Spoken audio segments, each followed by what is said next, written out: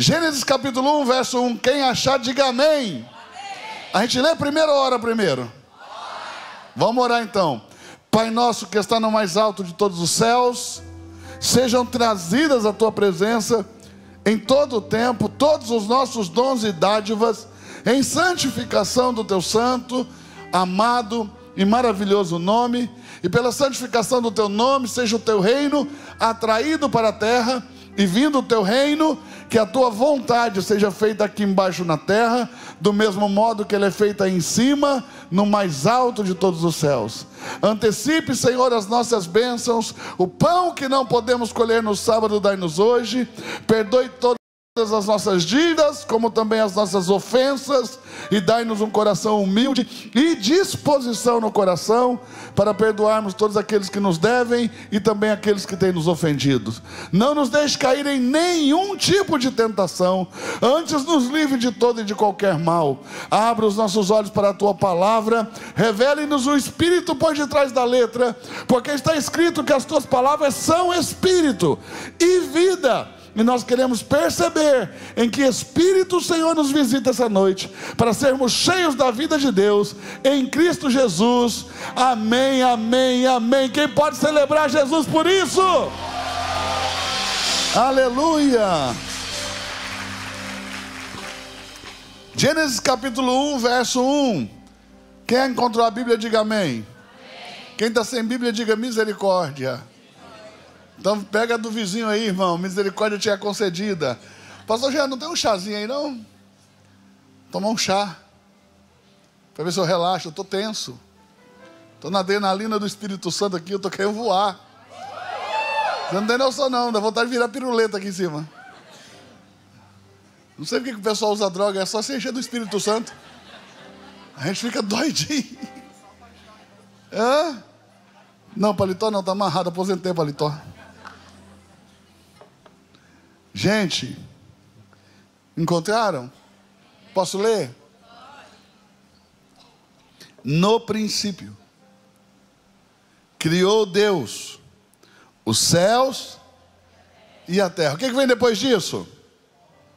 Ponto final. Olha para quem está do seu lado e diga: está criado. Os céus e a terra. Em outro momento. Não no momento que foi criada. Em outro momento. Verso 2. A terra, porém, estava sem forma e vazia. Havia trevas sobre a face do abismo.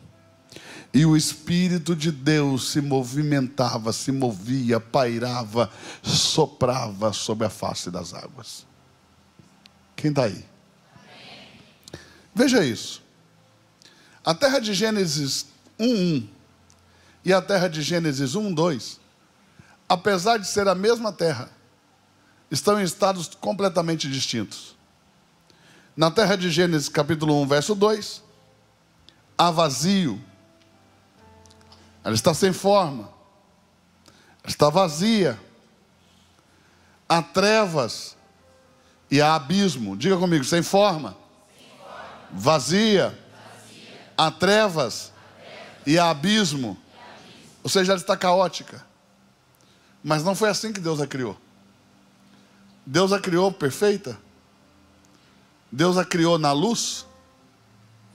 Deus não a criou vazia. Cutuca quem está do seu lado e diga assim: Deus não a criou vazia, mas a formou para que ela fosse habitada. Isaías 45:18. Vou mudar aqui. Abra comigo aí, Isaías 45:18. Preste atenção nisso aqui. Olha o que diz o texto. Porque assim diz o Senhor. Quem vai falar? Você está aí, crente? Fala alguma coisa, santo de Jesus. Então vamos comigo. Quem vai falar? E olha o que ele vai dizer: o Senhor que criou os céus, o Deus que formou a terra. Lembre-se, nas Escrituras, Deus nunca fala sem antes se apresentar. E Ele sempre fala na faceta em que se apresentou. Por exemplo, quando Deus quer falar de libertação, geralmente Ele vai aparecer dizendo assim: ó, eu sou o Senhor. que te tirei da terra do Egito, da casa da servidão. E aí você pode pegar o assunto abaixo, que é libertação. Quando ele quer falar de cura, ele diz: eu sou Jeová Rafá, o Deus que cura. Pode pegar o texto embaixo, está falando de cura. Se ele quer falar de provisão, ele diz: eu sou Jirê, o Deus provedor. Pode pegar o texto abaixo, vai estar falando de provisão. Quando ele quer falar de guerra, ele diz: eu sou Jeová Sabaô, o Deus da guerra. Pode pegar o texto embaixo, vai estar falando de guerra. Quando ele quer falar de justiça, ele diz: eu sou Jeová Tsidkenu, o Deus da justiça. Pode pegar o texto embaixo, vai estar falando de justiça. Aqui ele está se apresentando como Deus Criador. Vai falar sobre a criação. Cutuca quem está do seu lado e diga: alguém entende mais da criação do que o Deus Criador? Sim ou não? Sim ou não?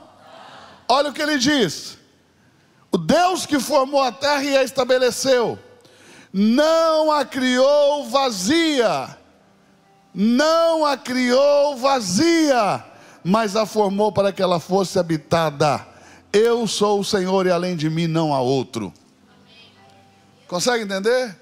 Deus não criou a terra caótica, Deus não criou a terra sem forma, Deus não criou a terra vazia, Deus não criou na terra abismo, Deus não criou a terra um caos, Deus não criou a terra em trevas, Deus criou a terra na luz. Diga: como que nós sabemos disso? É simples, tem trevas no verso 2. Para ter trevas no verso 2, tem que haver tido luz no verso 1. Porque não pode haver trevas onde não houve luz primeiro, porque trevas é a ausência de luz. Então, para que haja trevas, tem que ter havido luz primeiro. Não pode haver um anjo das trevas que primeiro não tenha sido o anjo da luz. Ele só se tornou das trevas porque a luz o deixou. Por isso o seu nome, né? O nome dele em latim é Lux Ferri, ou seja, o que porta luz. Ou, na nossa forma aqui de falar, Lúcifer. Ou, em hebraico, Heilel Ben Shahar, aquele que porta a luz. Ele não tem luz própria, ele carrega a luz de outro. Então, quando ele peca, essa luz o deixa, e o que resta é trevas. E aí ele se torna um anjo das trevas. Está conseguindo entender? Diga amém. Olha para quem está do seu lado e diga assim: ó, isso é física. Não pode haver trevas onde não houve luz primeiro. Irmão, fala com vontade, só decorei essa parte. Pelo amor. Essa é a única coisa que eu entendo de física. Vai lá.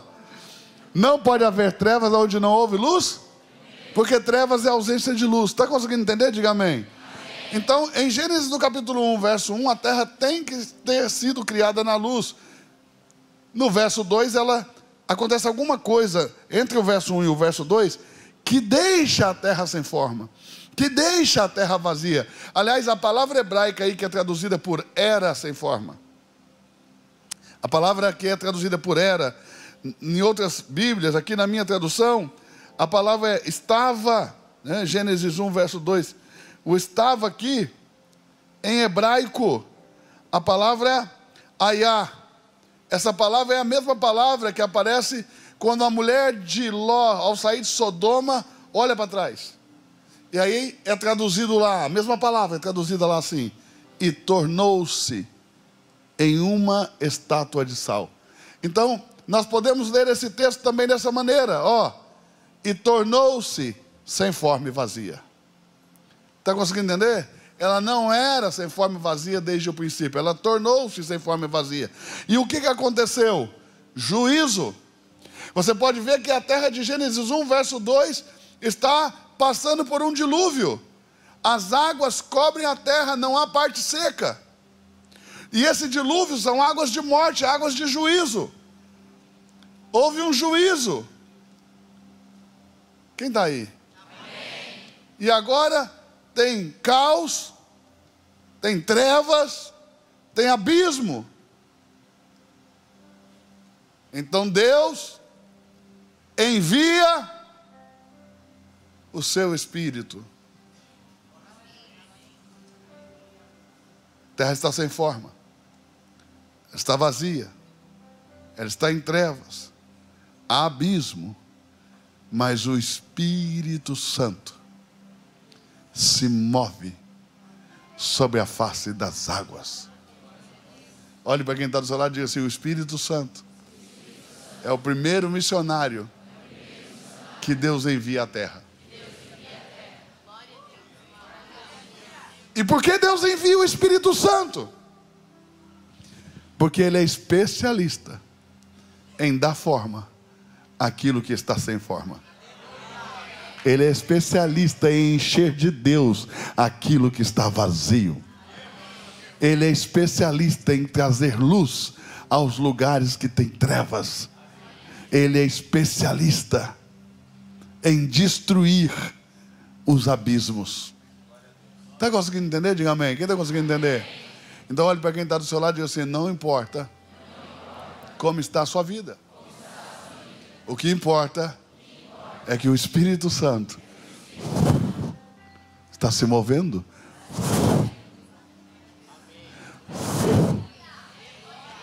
Ele está soprando. Ele está se movendo. Está conseguindo entender? E Ele é especialista em caos. Talvez você está vivendo um caos na sua vida financeira, mas o Senhor manda eu te dizer: fique calmo, porque o Espírito Santo está se movendo. Talvez você está vivendo um caos no seu relacionamento, mas o Espírito manda te dizer: fique calmo, eu estou me movendo. Talvez você está vivendo um caos na sua vida familiar, mas eu venho te dizer: tudo vai dar certo, porque o Espírito Santo se move lá na tua casa, na tua família, nos teus negócios, nas tuas finanças, no teu relacionamento. Quem pegou? Parece que você não está crendo. Hein? Põe a mão no ombro dessa pessoa que está do seu lado, sacode ela e diga: o Espírito Santo está se movendo na sua vida. Amém ou não amém? Diga: nada mais será um caos, nem vazio, não haverá mais trevas. Eu profetizo e declaro a luz do Senhor sobre a tua vida, no teu caminho, nos teus projetos, no teu futuro. A tua jornada será uma jornada de luz. Quem crê? Quem crê? Quem crê? Quem crê? Quem crê? Quem acredita? Fecha os teus olhos, eu quero orar. Fecha os teus olhos, eu quero fazer uma oração agora. O Espírito Santo está dizendo: Eduardo, ore agora, eu quero orar. Em nome de Jesus eu oro agora, para que tudo aquilo na sua vida que está um caos, receba esse movimento do Espírito Santo. Em nome de Jesus eu quero orar agora, para que a sua vida financeira receba esse movimento do Espírito Santo. Em nome de Jesus eu quero orar agora, para que o Espírito Santo ele entre e se movimente nesse seu relacionamento. Em nome de Jesus eu oro agora, para que a tua família seja impactada por esse movimento do Espírito Santo. Se você crê, diga amém. Uau!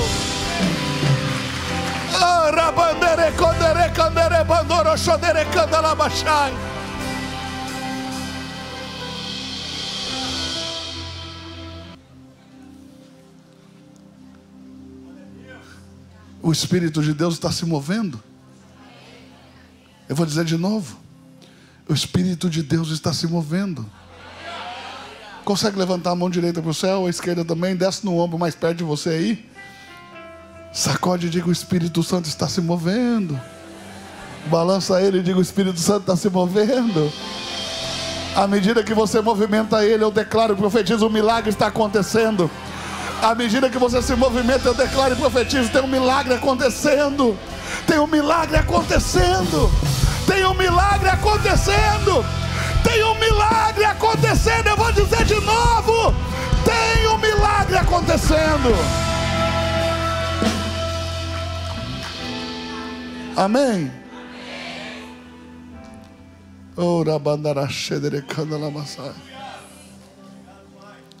O Espírito Santo, ele participou de toda a obra da criação. Essa obra nós chamamos de obra hexaemeron. Hexaemeron. Obra dos 6 dias. O Espírito Santo participou de tudo. E a última coisa que Deus cria na sua obra dos 6 dias é o homem. Deus forma um boneco de argila do barro. Deus forma um boneco inanimado, sem vida, e depois ele sopra o Espírito Santo. E o Espírito Santo introduz o espírito humano na matéria. E a junção do espírito humano com o pó da terra traz à luz um terceiro elemento, a alma vivente. Por isso que Gênesis capítulo 2, verso 7 diz: então formou o Senhor Deus ao homem do pó da terra, e lhe soprou nas narinas o fôlego de vida, e o homem foi feito alma vivente. Essa palavra soprou,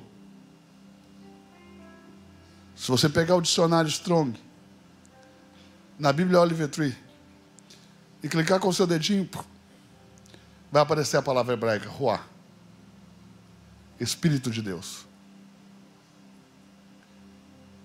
E se você clicar em fôlego de vida, vai aparecer outra palavra hebraica, Neshama, o espírito humano, que é traduzido para nós como fôlego de vida. O Espírito de Deus introduz o espírito humano no pó da terra, Bassar, e traz à existência a nefesh humana, a alma vivente. Está conseguindo entender? Isso se chama lei do espírito de vida. Diga comigo, lei do espírito de vida.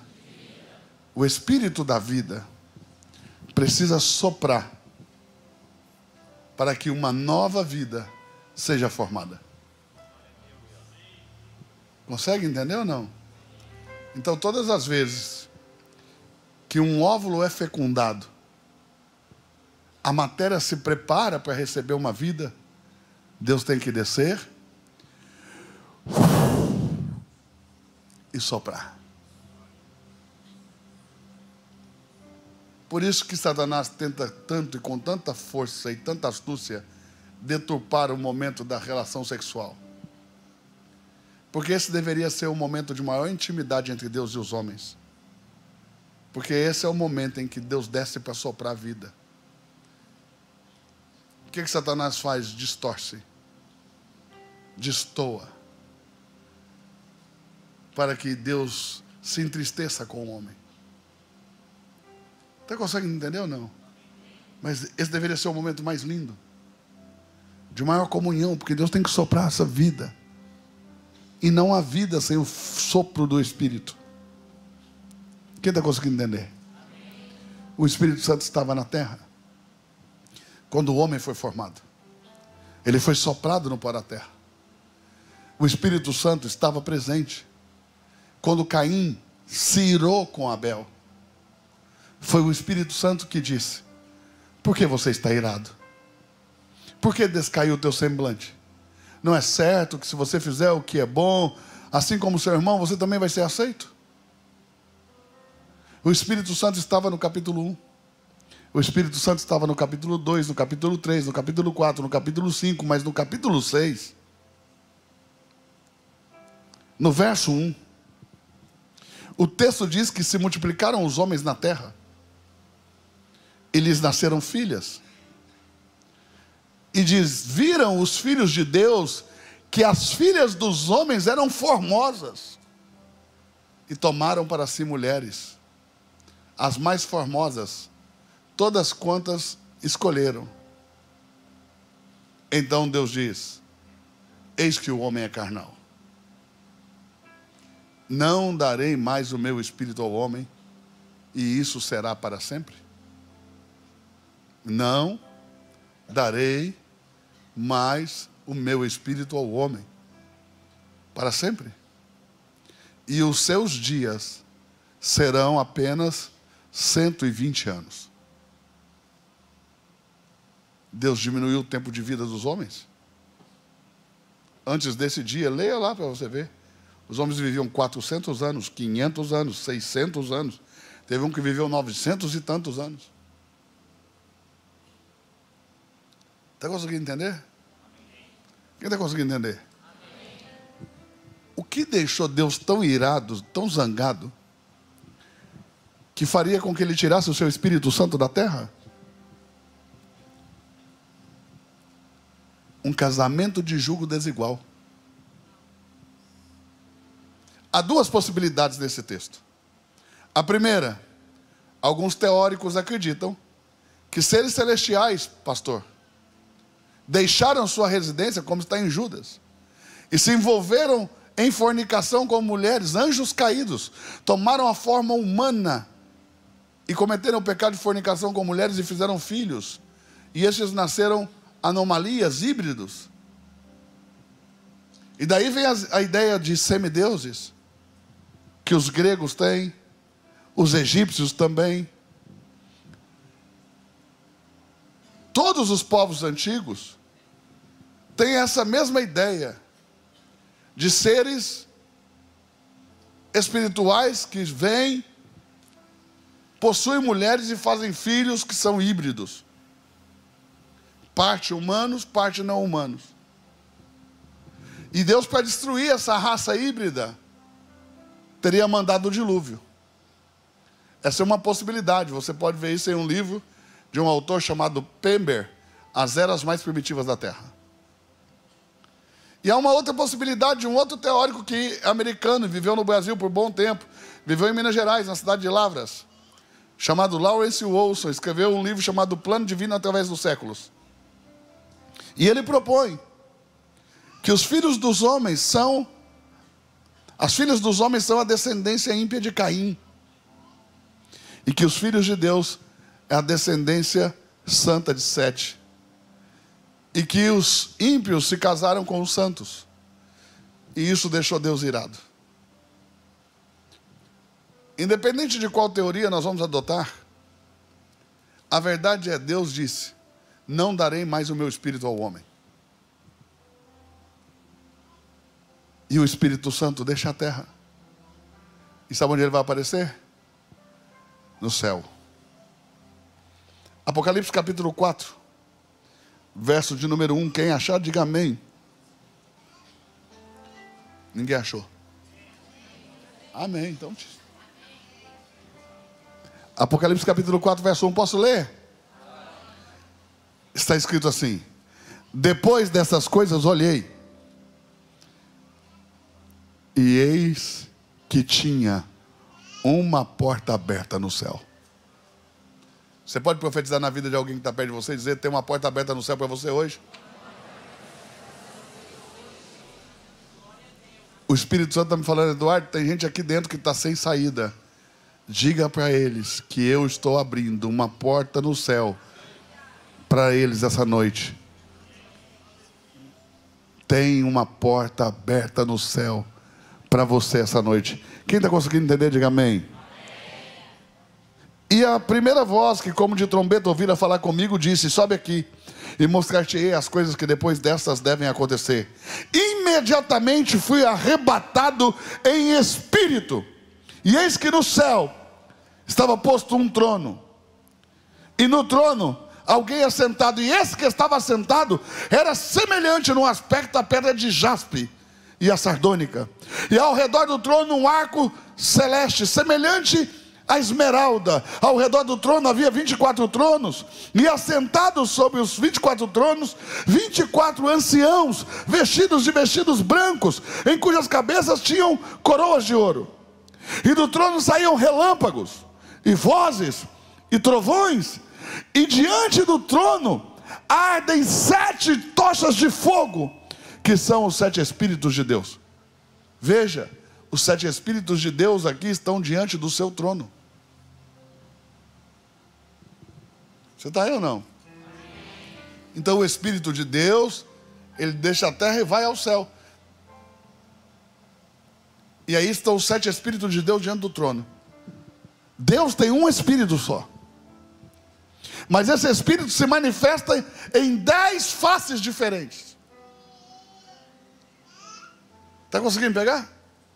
Em 7 faces diferentes. Não 10, 7. Eu falei 10, né? Falei errado. São 7.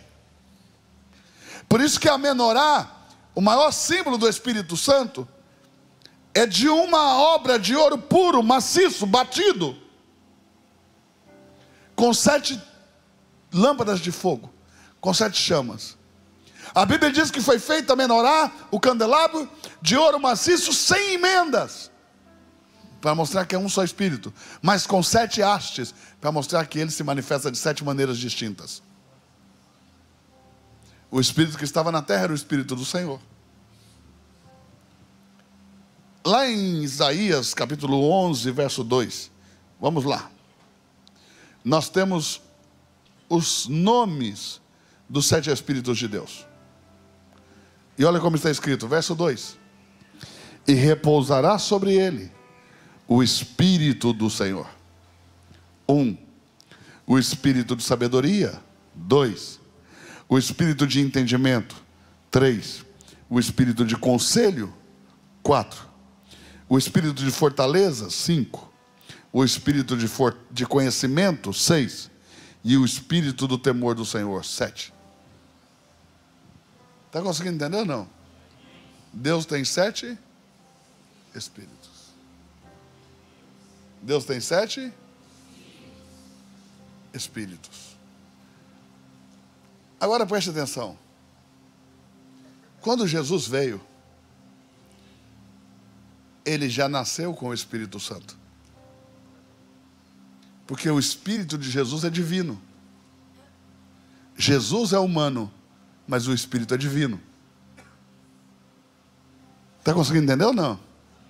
E ele tinha muita vontade de dar esse Espírito a nós.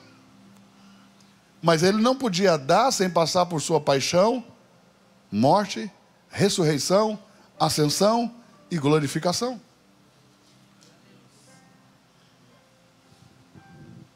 Então ele disse: eu rogarei ao Pai. Sabe o que é rogar? Rogar quer dizer, mesmo sabendo que a resposta é não, ainda assim eu te peço. E Jesus disse: eu rogarei ao Pai,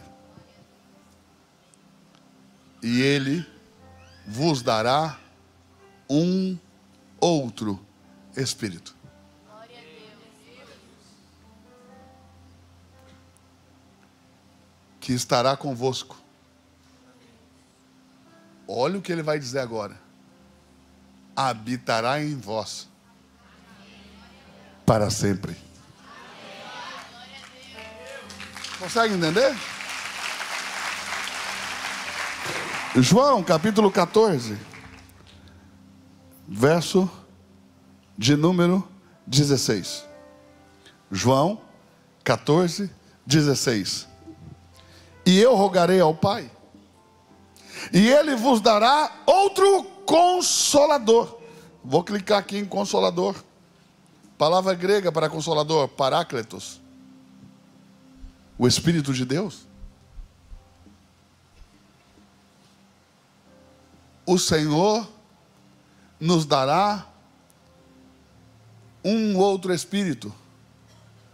O seu Paráclitos. O seu Espírito Consolador, de conselho. Olha isso. Eu rogarei ao Pai, e Ele vos dará outro Espírito, o Consolador, a fim de que esteja convosco para sempre, o Espírito da verdade, que o mundo não pode receber, porque não o vê, nem o conhece. Mas vós o conheceis, porque Ele habita convosco e estará em vós para sempre. Olha para quem está pertinho de você e diga: hoje, se você é cristão e já tem o Espírito, é a noite de você ser cheio. E se você não tem o Espírito Santo, hoje é o dia de você recebê-lo. Amém? Quem pode celebrar essa palavra? Quem pode celebrar essa palavra?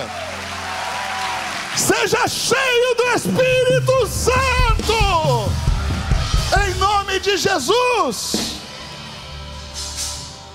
Irmãos, Jesus está em Jerusalém. É a festa das águas. É a festa das? A cidade lota. Tanta gente que você não consegue abastecer de água a cidade e falta água para todo mundo. Tipo balneário em temporada. Graças a Deus não está faltando mais água, né? Mas eu lembro da época que eles tinham que trazer caminhão-pipa para o prédio, porque senão acabava toda a água. Nesse tempo, em que Jerusalém estava igual um formigueiro, parecia a festa de peão de Barretos. O Senhor Jesus sobe num lugar alto. Todo mundo com sede, ninguém tem água para comprar. E ele, especialista em copo, vai soltar essa. Ele precisa pregar. Tem que trazer o público para ele. Então ele solta uma copa. Quem tem sede, vem a mim e beba. Foi todo mundo? E ele diz: porque quem crê em mim, como diz as Escrituras, rios de água de vida fluirão do seu ventre. E sabe o que o texto vai dizer? Ele dizia isto acerca do Espírito que haviam de receber os que nele crescem. Espírito que ainda não tinha sido dado, porque Jesus ainda não tinha sido glorificado. O Espírito só pode ser dado quando Jesus for glorificado. Quem está pegando? Olha isso aqui, João capítulo 7. João capítulo 7, verso de número 36. E no último dia, o dia da grande festa, levantou-se Jesus e exclamou: se alguém tem sede, venha a mim e beba. Quem crê em mim, como diz as Escrituras, do seu interior fluirão rios de água viva. Isto ele disse com respeito ao Espírito que haviam de receber os que nele crescem, pois o Espírito até aquele momento não fora dado, porque Jesus não havia sido glorificado ainda.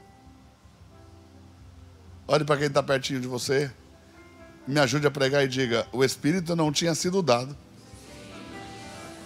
porque ainda Jesus não tinha sido glorificado. Então, quando que o Espírito Santo pode vir? Quando Jesus chegar no céu e for glorificado. Então, Jesus vai dizer aos seus discípulos: vos convém que eu vá, porque se eu não for, o Consolador não virá a vós. Olha o que Jesus está dizendo: por mais que vocês gostem de mim, por mais que vocês queiram que eu fique, convém a vocês que eu vá, porque se eu não for, o Consolador não pode vir. Mas quando eu for, eu o enviarei. Está conseguindo entender? Quando eu for, eu o enviarei. Olha isso, João 16, o verso de número 8. Jesus vai dizer: e quando ele vier, diga ele quem? O Espírito Santo. Convencerá o mundo do pecado, da justiça e do juízo de Deus. Do pecado, porque não creem em mim. Da justiça, porque vou para o Pai e não me vereis mais. Do juízo, porque já o príncipe deste mundo está julgado. Tem ainda muito o que vos dizer? mas não podeis suportar agora. Quando vier, porém, o Espírito da verdade, ele vos guiará a toda a verdade. Porque não falará de si mesmo, mas dirá tudo o que tiver ouvido e vos anunciará as coisas que hão de vir. Ele me glorificará, porque há de receber do que é meu e vos há de anunciar. Preste atenção. Aqui estão os 3 ministérios do Espírito Santo, ou seja, as 3 responsabilidades do Espírito Santo quando ele for enviado à terra. Primeira, sua responsabilidade para com o mundo, para com aqueles que não conhecem a Jesus. Qual é? Convencê-los do pecado, da justiça e do juízo de Deus. Segunda responsabilidade, segundo o ministério do Espírito Santo, guiar a igreja em todo o conhecimento da verdade. Guiar a igreja em todo o conhecimento da verdade. E o terceiro e mais importante ministério do Espírito Santo. Diga qual é? Jesus diz: ele me glorificará. Então o terceiro ministério do Espírito Santo é glorificar a Cristo. Está conseguindo entender? Diga amém. Quem consegue entender? Apocalipse capítulo 5, verso 1. Já estou terminando. Sei que tem gente que não dá conta de Bíblia, porque, né? Nem todo mundo nasceu amando, sim, a palavra de Deus, como os fominhas. Eu sou fominha. Lembra aquele pessoal que era fominha de futebol? Eu sempre fui fominha de Bíblia. Eu sempre ficava até a última pessoa ir embora. Eu sempre fiquei. Todos meus amigos iam jogar bola, eu ia estudar a Bíblia. Com os outros crentes doidos. Aqui na Rinha tem uns crentes assim. É uns crentes, se você colocar um colchonete aqui, eles não vão para casa mais não. Tudo fanático. Você sabe que nós vamos ter uma biblioteca aqui. Linda vai ficar. Com carpete, madeira, sofá, estante, muitos livros bons. E nós vamos ter um café aí. Um café top. E eu estou orando a Deus para esse café ser um bistrô também. Para a gente já almoçar aí. Jantar aí. Aí esses fanáticos não vão embora nunca mais.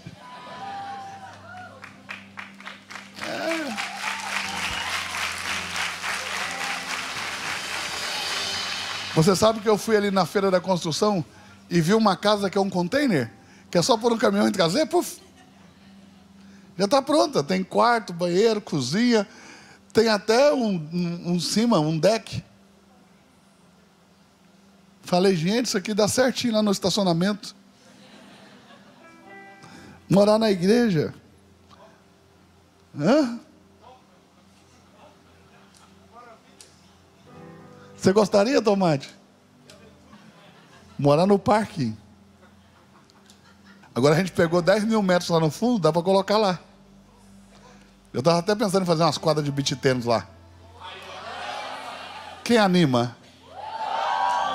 Tá vendo? Esse pessoal é o saudável. Você viu os que ficaram com a mão para baixo? É os comedores de bombom.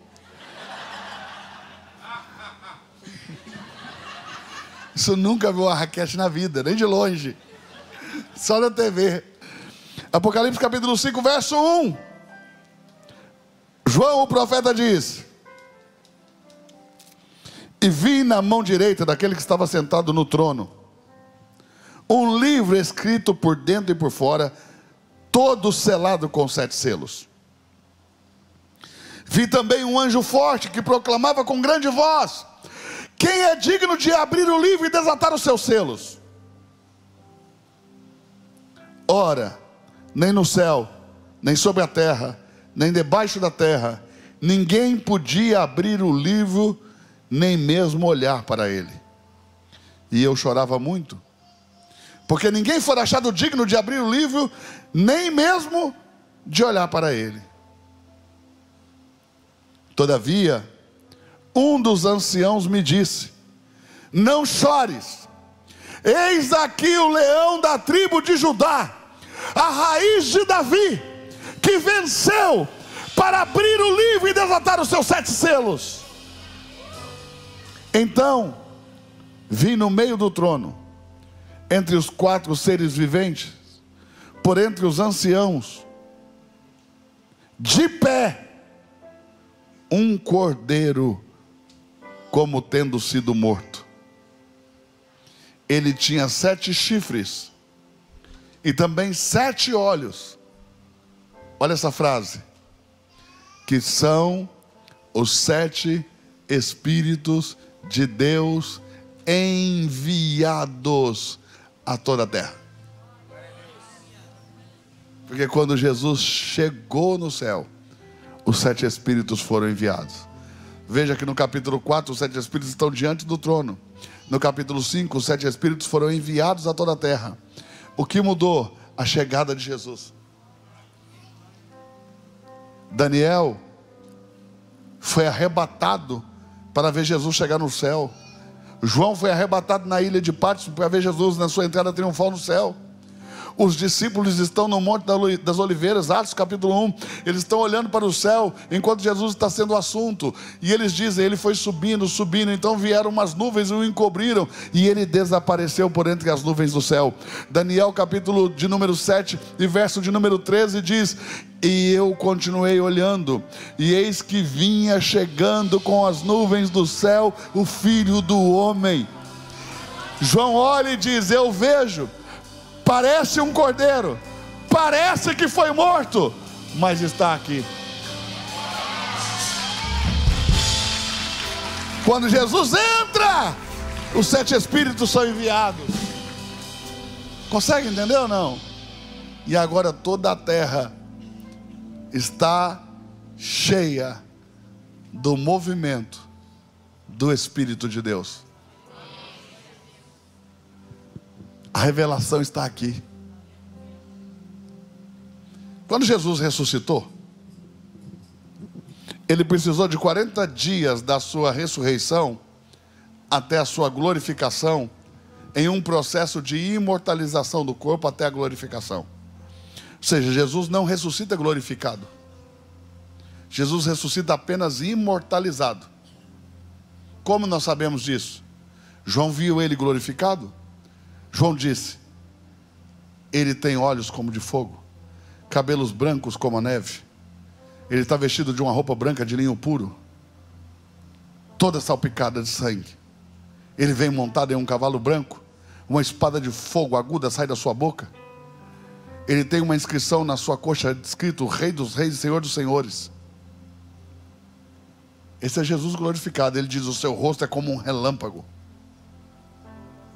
Então você entendeu ou não? Mas o Jesus que ressuscita aparece no horto a Maria Madalena. Ela chegou com Maria Salomé e com Maria mamãe de Jesus para ungir o corpo de Jesus. Mas quando elas chegaram, a pedra já tinha sido removida sem o auxílio de mãos. Elas entraram no sepulcro, o sepulcro estava vazio. Maria Madalena saiu pelo jardim procurando onde tinham colocado o corpo de Jesus.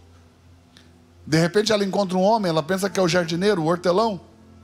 E ela diz, aonde colocaram o corpo do meu Senhor? Me diga que eu vou buscar. E ele diz, Maria. Ela reconhece a voz e diz, Rabone, Rabi, mestre. E ela corre para abraçá-lo. E ele diz, não me toque, porque ainda não fui para o meu pai. Mas diga aos meus irmãos que eu subo para o meu pai. E dali do Monte das Oliveiras, no dia da sua ressurreição, ele sobe para o pai. 8 dias depois ele aparece.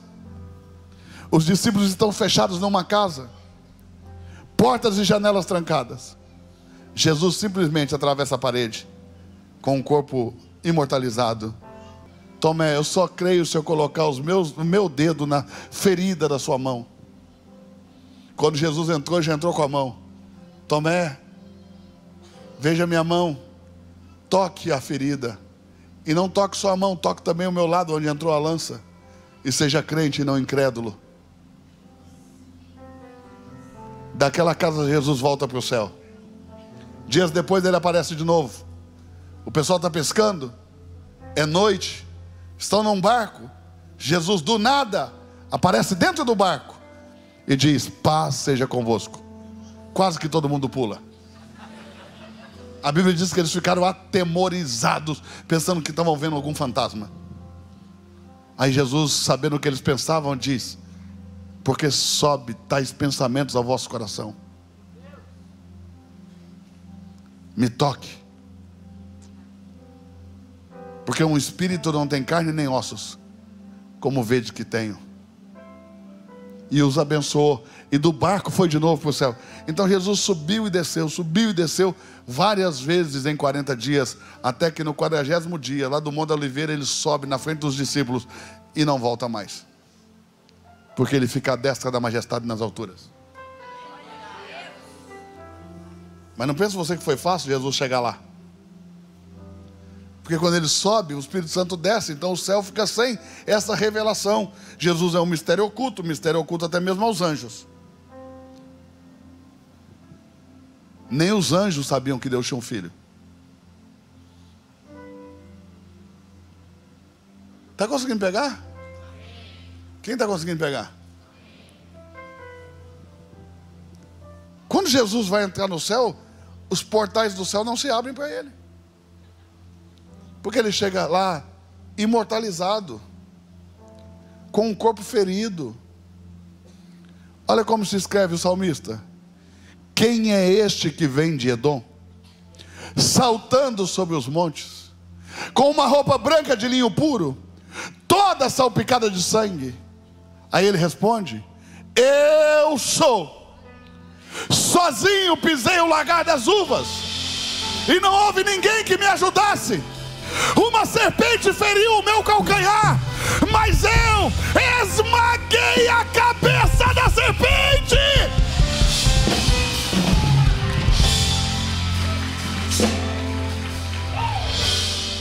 Quando Caim mata Abel, ele foge para o Oriente, para a terra de Nod. Ele vai lá para a porta do paraíso, porque ele quer entrar lá e comer da árvore da vida. Porque ele sabe que o que ele fez foi muito mal. Então ele quer comer da árvore da vida para viver para sempre.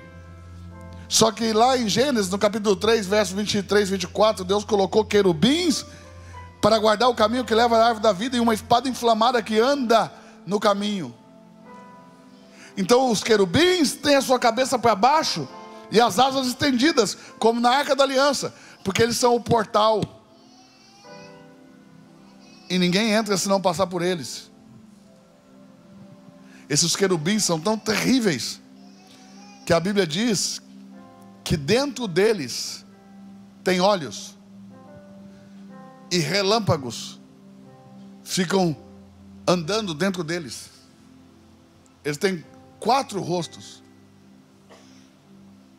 Imagine isso. Se você vê um negócio desse, você sai correndo. Então as asas dos querubins são o portal que não deixa as pessoas ter acesso ao caminho que leva à árvore da vida. Porque o caminho foi fechado com o pecado de Adão.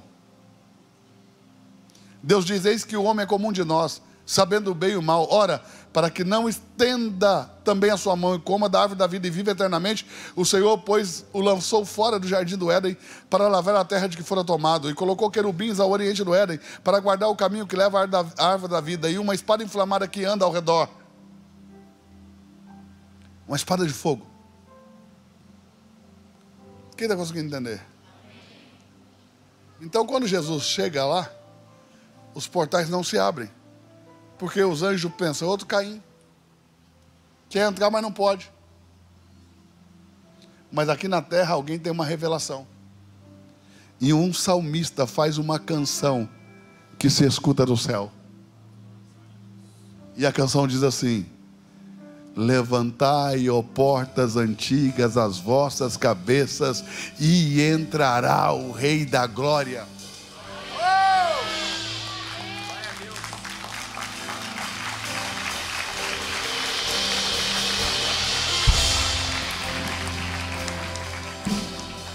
Olha isso aqui.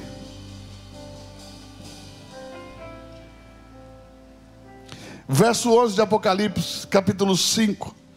Diz assim, João está falando: vi e ouvi a voz de muitos anjos ao redor do trono, e dos seres viventes e dos anciãos.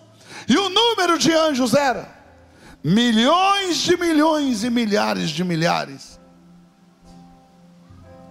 Todos os anjos, quando ouviram a voz do salmista: levantai, ó portas antigas, as vossas cabeças, e entrará o Rei da Glória, voaram para o trono, para procurar o Rei da Glória. E quando eles chegam lá, está lá sentado o Rei da Glória. Então eles não entendem e perguntam: quem é este Rei da Glória? Aí o salmista responde: Ele é o Deus forte, o Todo-Poderoso, o Senhor dos exércitos. Ele é o Rei da Glória. Mesmo assim os portais não se abrem. Sabe o que o salmista faz? Canta de novo: levantai, ó portas eternas, as vossas cabeças, e entrará o Rei da Glória.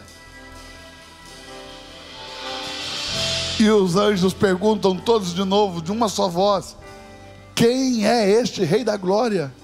E o salmista responde: Ele é o Deus forte, o Todo-Poderoso, o Senhor dos exércitos. Ele é o Rei da Glória. Então, o que está sentado no trono fica de pé e diz: todos os anjos de Deus adorem a Ele. Está lá em Hebreus, no capítulo 1. Ele diz: todos os anjos de Deus adorem a Ele. Eles não sabiam quem era. Você tem que pegar Hebreus capítulo 1 e lá no verso 8 e ler de trás para frente, porque o Espírito Santo faz essas coisas com a gente. Ele escreve de uma maneira que só quem tem Ele dentro de si pode entender. Imagina você ler um texto de trás para frente para entender. Escute isso. Todos os anjos de Deus o adorem. Sabe o que eles fazem? Um cântico novo. O texto vai dizer que eles fizeram um cântico novo e disseram: digno é o Cordeiro que foi morto de receber o poder, a riqueza, a honra, a glória. E eles começaram a cantar. Irmão, eles davam 3 adorações ao Deus que estava ali assentado, o Pai. Quando chega o Filho, eles dão 7 tipos de adoração. Desequilibra tudo. Porque Deus falou: adore a eles, adoraram. Digno é o Cordeiro que foi morto, e com o seu sangue compraste para Deus os de toda tribo, língua, povo e nação. E para o nosso Deus os fizestes reis e sacerdotes, e eles reinarão sobre a terra. Está conseguindo entender?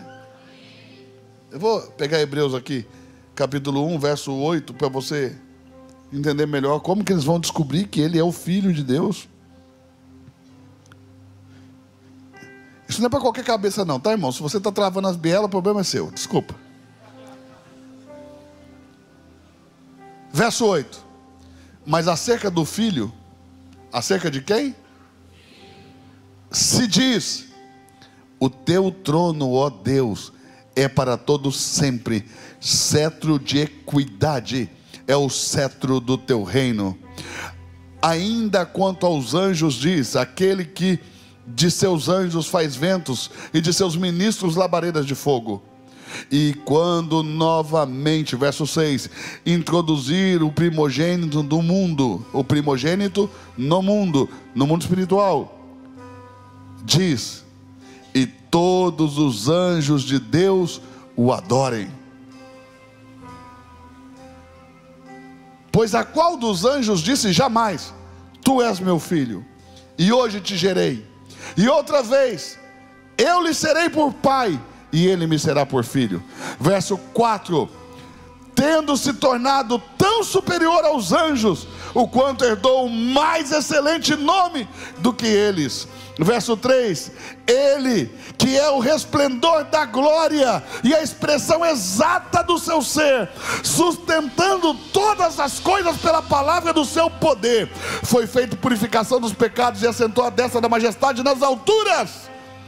Nesses últimos dias, verso 2, nos falou Deus pelo Filho. Só aí é que os anjos entendem que esse que está chegando é o próprio Filho de Deus.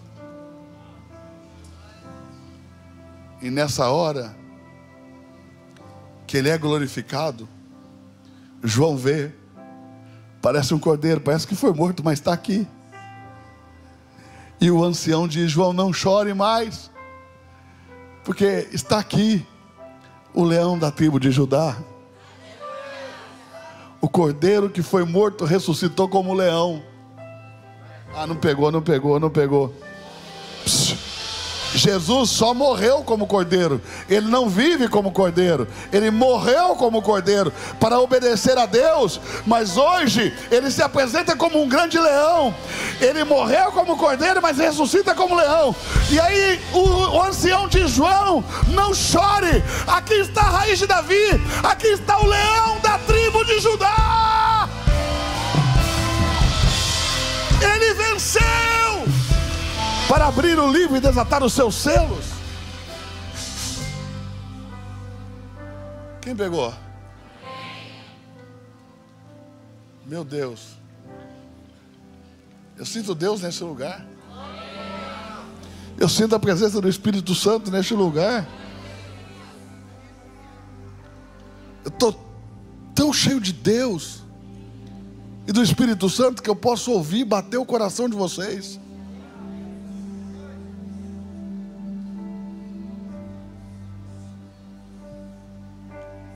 Assim diz o Senhor: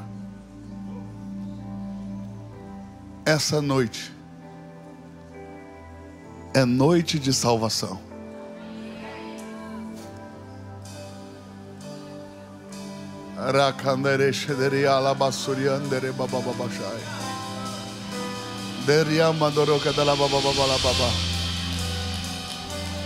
Feche os teus olhos por um minuto e adore Jesus.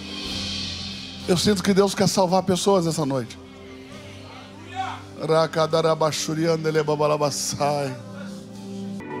Feche os teus olhos. Curva a tua cabeça. Nada te incomode agora. Eleve o seu pensamento a Cristo. Fale com Jesus. Ele está aqui. Sabe por que essas pessoas estão chorando?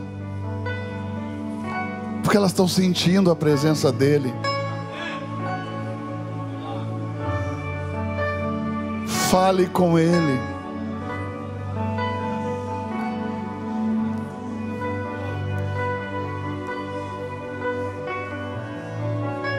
Esse calor que sobe no seu corpo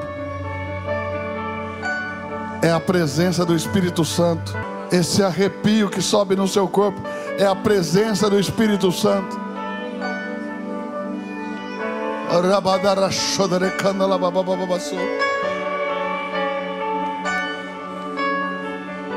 Essa coisa na barriga é Ele.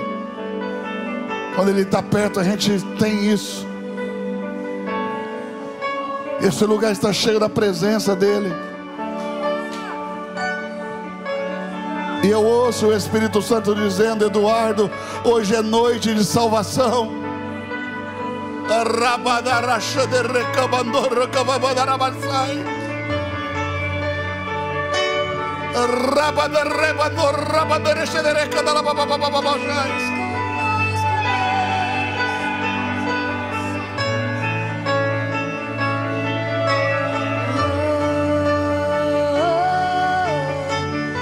Ilumine eles para mim, por gentileza.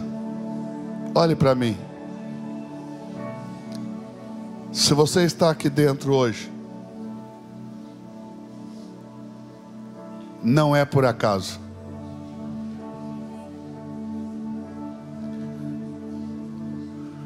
Não é por acaso.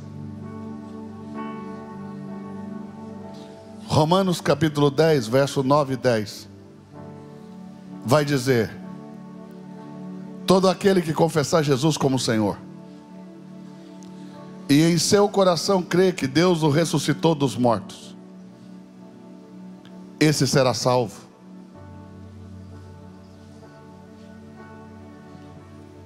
Se você essa noite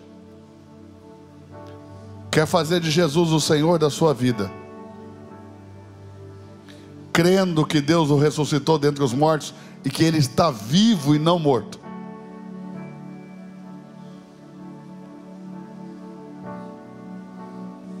se você quer receber o Espírito Santo para que Ele habite em você para sempre, e com o Espírito Santo o dom da vida eterna e o dom celestial, eu peço que aí onde você está, que você levante a sua mão bem alto para que eu possa te ver. Deus te abençoe, Deus te abençoe, Deus abençoe, Deus abençoe vocês, Deus abençoe vocês, Deus abençoe, Deus abençoe, Deus abençoe vocês, Deus abençoe aí no fundo, vocês estão em pé, Deus abençoe todos vocês, Deus abençoe, Deus abençoe, Deus abençoe vocês, Deus abençoe você. Se eu não te vi, levanta sua mão, Deus te abençoe, Deus abençoe vocês, Deus abençoe vocês, Deus abençoe, Deus te abençoe em nome de Jesus. Você pode celebrar isso, você pode celebrar isso, você pode celebrar isso, você pode celebrar isso, reino. Oh! Isso, celebre a festa do céu nesse momento. Os céus estão em festa por cada pecador que se arrepende.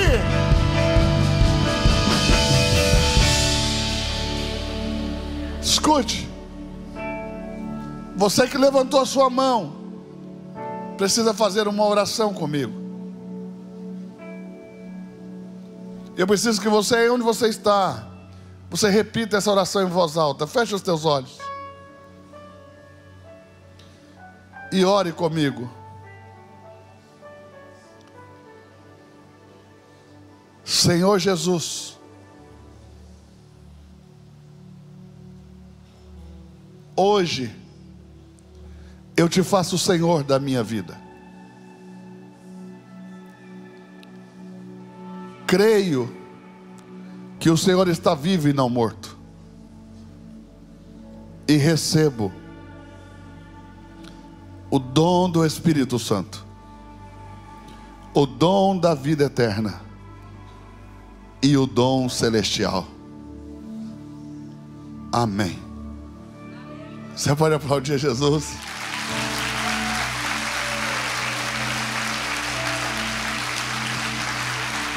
O Senhor falou: é noite de salvação. E o meu espírito está agitado.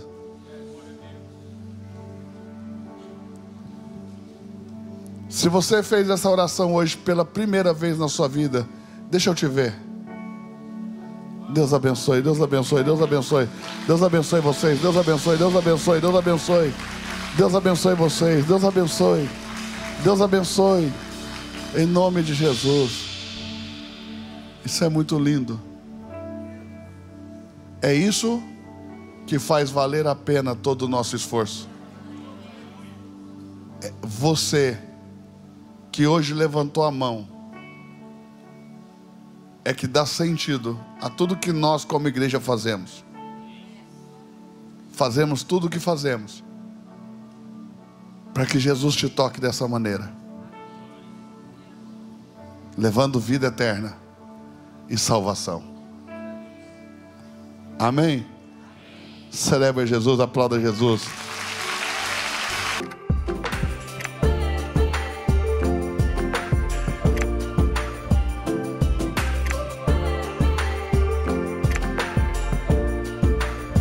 Eu quero que você pare agora, se inscreva nesse canal e faça parte dessa comunidade.